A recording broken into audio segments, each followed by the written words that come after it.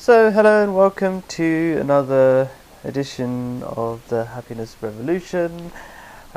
Peace be upon you, I like to say. It's a nice way to say hello, and it's part of happiness ethos to wish people well. So, I'm not making these videos because I haven't got anything else to do, but I would like to wish well for humanity, and that's the purpose of these videos, to make a difference for your personal life, and the knock-on effect of that will be to benefit humanity. So an important topic of today is, are protests any use?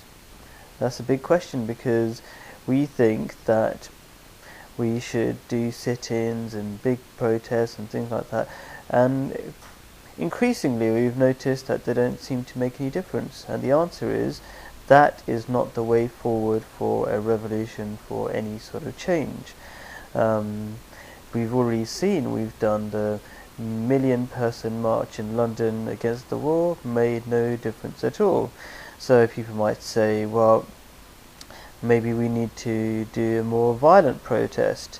But the problem with that is that you need to disrupt government, and you disrupt services in the country, and you make your country weaker, as you've seen in many Middle Eastern countries.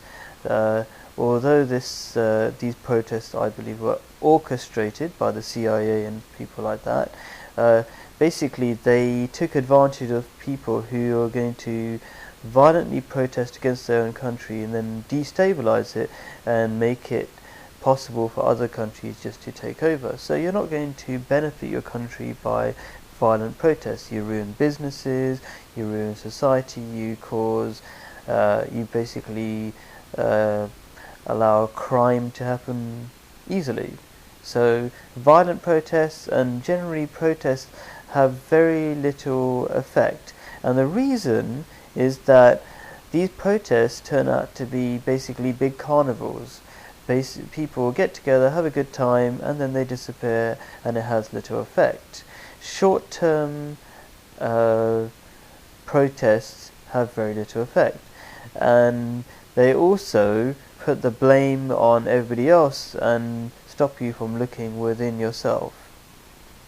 The only way any revolution is going to happen is when people change themselves. There are many big problems in society, and that has allowed bad governments to happen. So in a previous talk where I talked about the 4 steps to the happiness revolution, I said that one of the key bits of wisdom we have to realize is that governments come from amongst us. So they're not aliens that have come from space. If we're bad, then we'll have bad people to pick from to lead us. That's how simple it is. So if we're better people, then we'll get better people to lead us. And also, the reason why these governments can take the mick, basically do whatever they want, is because basically we're divided. We're easily controlled by materialistic things. We're easily distracted by, oh, okay, this thing is happening, that thing is happening, and we can be told, okay, there's a new computer console going out, or there's, I don't know, whatever interests you. Those things distract us from taking care of other people in society, and we're still a lot more selfish than we would like to accept.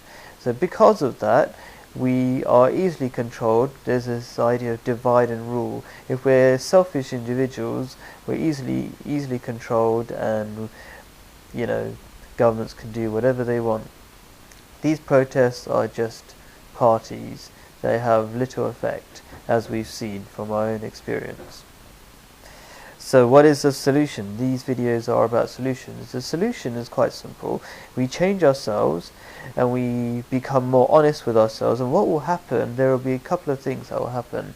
We become more knowledgeable about what's happening in the world. One of the reasons why we're easily controlled by the news and stuff like that, is that we don't even talk to our neighbours. For example, there's a lot of anti-Muslim news, and the reason why there's a lot of anti-Muslim news, and it's just basically propaganda, is that we're not even able to talk about serious things to our neighbours who are often Muslims and find out what's really happening in Syria.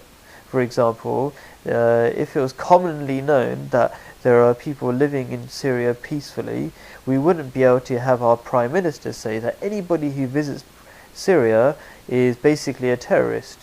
They might just be visiting their grandmother, like my wife has her grandmother in Damascus, living quite peacefully there.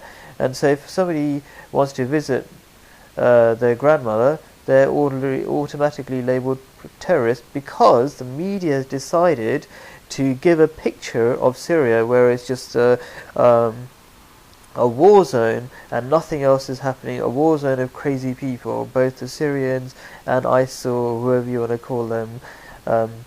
It's creating a false picture. So let's wind back to what I was talking about, which is if we're becoming more honest with each other, we'll be and treat other people as our brothers and sisters rather than becoming selfish individuals. We'll be talking to each other, and we will be able to clear up this false propaganda driven by the media, which is controlled by government in the West. And so we'll be less easily controlled, less easily fooled, and of course when we're more united and treat each other with respect and honesty, and stop blaming different fragments of society for the problems in society, we'll become more united, and we'll be able to choose and create and form better parties and governments that will represent us. And we'll stop blaming outside ourselves. So to wind up, all I need to say is we need to stop blaming people outside ourselves. Yes, government is at fault, but where did government come from? It came from us, and we need to change. So in short, protests are not helpful, and they're distractions, and the reality is that we need to change ourselves. We are suffering as society. There are many, many ills. Our society is cancerous, is ill, and the obvious result is bad government. How do these terrible governments come about that are willing to murder millions of people abroad and destroy people even within the country itself? Poor people, and take and do so many corrupt things. We know about them. How is it possible that such terrible governments can come about without such injustice within society already? So that's what we need to look at ourselves. Thank you for watching.